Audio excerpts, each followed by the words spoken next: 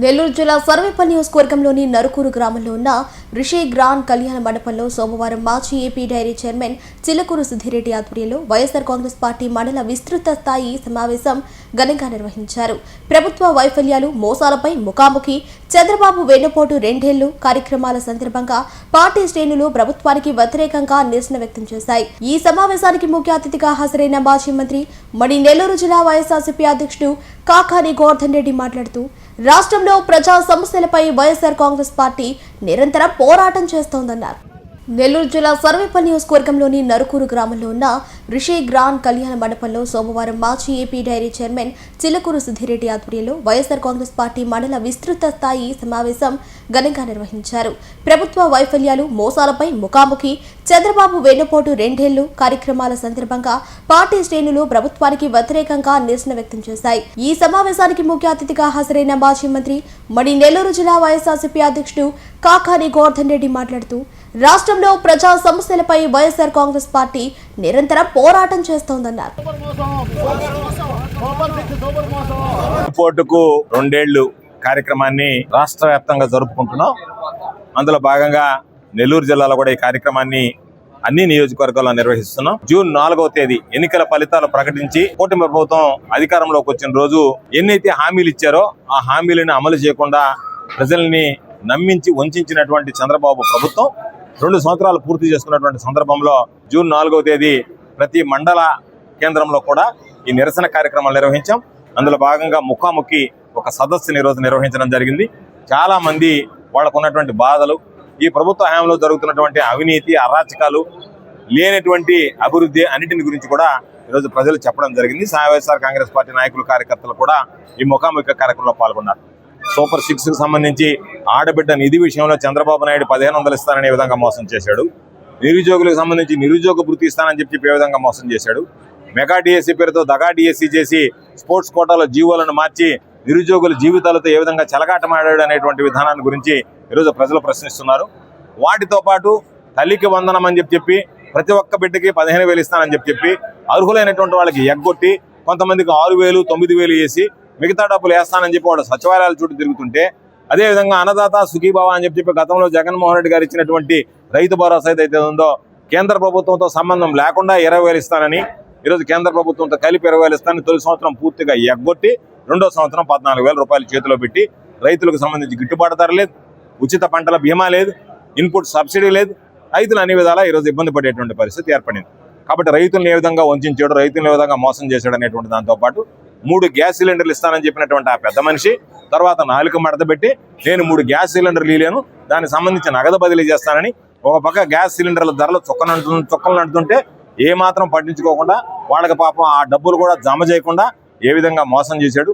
16 కేటగిరీల బస్సులుంటే free bus పేరుతో మహిళలకు ఉచిత బస్సు సౌకర్యం అని చెప్పి 5 కేటగిరీలో ప్రవేశం కల్పించి ఈరోజు ఆ బస్సును కూడా స్టేజీల్లో ఆపకుండా చెడిపోయినటువంటి బస్సులు ఎక్కడికక్కడ వదిలేసి ఆ రోజు బస్సును కూడా కుదించి వేసి ఈరోజు ప్రయాణికులు అందరూ కూడా ఇబ్బందులు పడేటువంటి దౌర్భాగ్యమైనటువంటి పరిస్థితులు ఏర్పడ్డాయి. కాబట్టి వీటన్నిటి దృష్ట్యా చంద్రబాబు నాయుడు మాత్రం సూపర్ 6 సూపర్ హిట్ అని చెప్తున్నారు. దాని మీద ఈరోజు మత్స్యకారులు మాట్లాడారు, ఫిషింగ్ హార్బర్ ప్రైవేటీకరణ గురించి మాట్లాడారు. ఈరోజు చంద్రబాబు నాయుడు ప్రభుత్వం ప్రజల ఆస్తులు అమ్ముకుంటుంది. మెడికల్ కళాశాలకు సంబంధించి జగన్మోహన్ రెడ్డి గారు 17 మెడికల్ కళాశాలలు తీసుకొస్తే దాన్ని అమ్ముకునేటువంటి ప్రయత్నం చేసింది. కాబట్టి చంద్రబాబు నాయుడు అన్ని విధాలా అందరితో కలిసి వాళ్ళని అడ్డం పెట్టుకుని దోచుకోవడం తప్ప మరొకటి లేదు. అందులో భాగంగానే ఈరోజు నిరుద్యోగ వృత్తి లేదా పరిశ్రమలు తెస్తాం, నిరుద్యోగులకు ఉద్యోగం కల్పిస్తాం, యువతకు ఉద్యోగ అవకాశాలు మెరుగుపడుతున్నాయని చెప్పి ప్రభుత్వ భూములను ఎకరా 99 పైసలకు అమ్ముకుని సొమ్ము చేసుకునేటువంటి తప్ప ఎక్కడ కూడా ప్రజల గురించి పట్టించుకునేటువంటి పరిస్థితి కనిపించడం లేదు. అందుకనే గతంలో చెప్పినట్టుగా ఈరోజు మరలా చెప్తున్నాం. చంద్రమోహన్ రెడ్డి మొన్న వచ్చినప్పుడు పొదలకూరు మండలంలో ఒక మాట చెప్పాడు. ఆయన పాపం రాత్రి తీసుకునేది దిగలేదో నాకు తెలియదు, కానీ ఆయన ఏమన్నాడంటే నేను పొదలకూరు మండల అభివృద్ధి మీద బహిరంగ చర్చకు సిద్ధం అన్నాడు.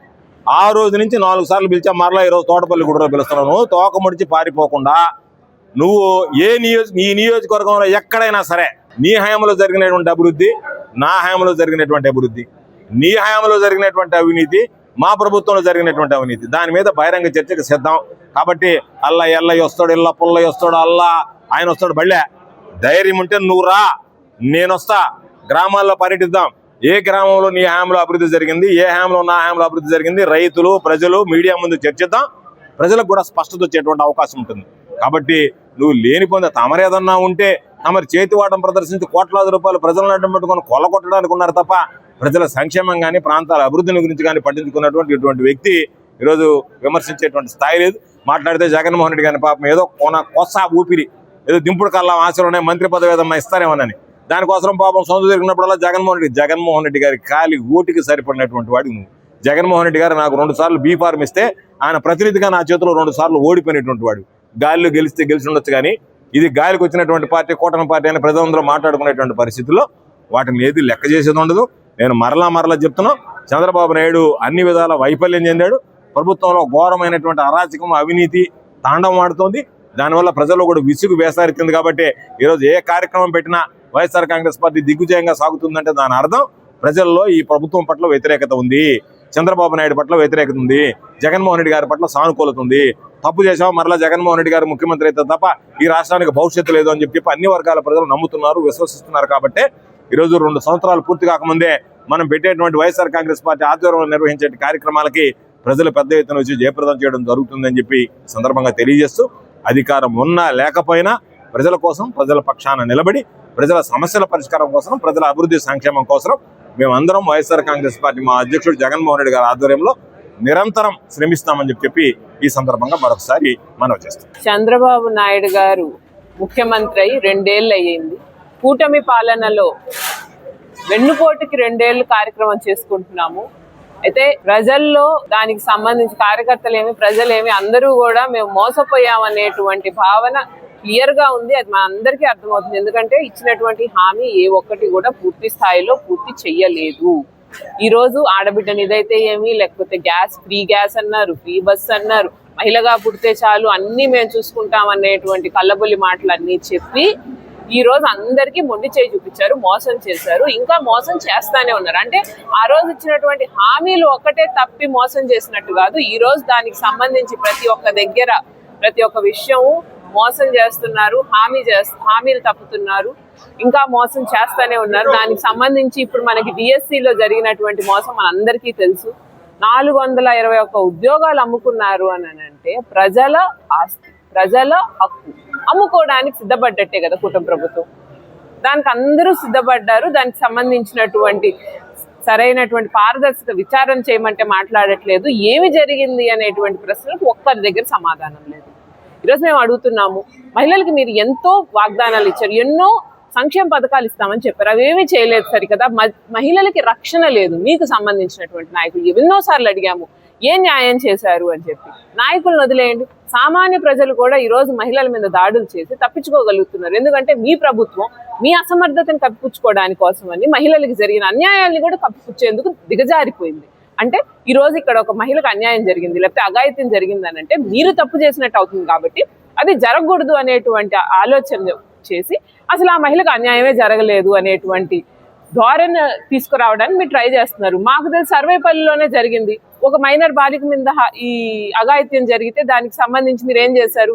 అఘాయిత్యమే జరగలేదు అనేటువంటి సిచ్యువేషన్ క్రియేట్ చేయడానికి ట్రై చేశారు. నిజం బయటకు వచ్చాక ఏమన్నా మాట్లాడగలిగారా? అంటే మీరు పాలన చేయరు, మీ అసమర్థతను కప్పిపుచ్చుకుంటారు, మీకు సంబంధించినటువంటి వాళ్ళు నాయకులు అందరినీ కూడా వెనకేసుకొని వస్తారు అనేటువంటి ఆలోచన భావన ఉంది అనేది అందరికీ తెలిసిపోయింది. కాబట్టి మేము మహిళలం ఏంటంటే మాకు వద్దు బాబో ఈ పాలన, మాకు అవసరం లేదు, మాకు రక్షణ కూడా లేనటువంటి ప్లేస్లో పాలన మాకు అవసరం లేదని చెప్పి మహిళలందరం కూడా ఒక ఆలోచనకు వచ్చాం, ఒక నిర్ణయానికి వచ్చాం. కాబట్టి రేపు పొద్దున్నే ఒక్క మహిళ కూడా ఓటు వెయ్యనటువంటి ఏకైక ముఖ్యమంత్రిగా చంద్రబాబు నాయుడు గారి పార్టీ నిలిచిపోతుంది. కూటమి పాలనలో పడ్డ ఇబ్బందులు అందరికీ గుర్తుంటాయి. కాబట్టి నాకు తెలిసి ఒక్క మహిళ కూడా ఖచ్చితంగా కూటమి పార్టీకి ఈసారి ఓటు వెయ్యదు.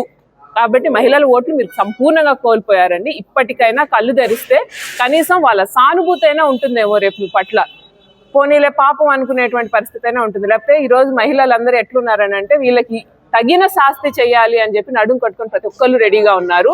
ఆ పరిస్థితి మీరు తెచ్చుకోకపోతే బాగుండు. మహిళల్ని మీరు ఆపలేరు, మహిళల్ని మీరు తట్టుకోలేరు కూడా.